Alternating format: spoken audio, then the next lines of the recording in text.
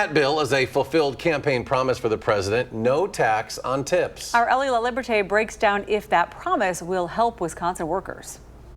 For Wisconsinites in various different industries, making tips is an essential part of making a living. So I look to find out if this legislation helps them do that. We represent 7,000 locations. Susan Quam is the executive vice president of the Wisconsin Restaurant Association. Many of our folks are part-time, either supplemental income to the family or are students putting themselves through school. She's been advocating for no tax on tips. This will help them achieve their goals as individuals. With this provision, workers will be able to deduct up to $25,000 in tips annually with an income cap of $150,000. That's going to cover a huge portion of what people are earning. A May report from the White House's Council of Economic Advisors estimates that eliminating this tax on tips for eligible workers will increase take-home pay by roughly $1,600. However, there are 4 million tipped workers in the U.S.,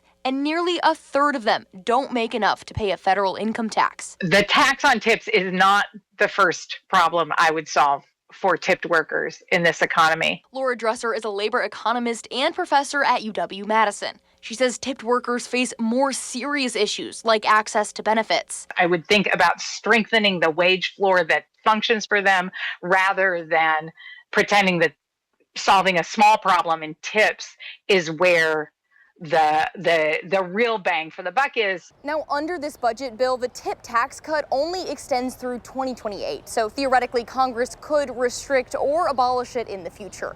Reporting in Madison, Ellie LaLiberte, News 3 Now.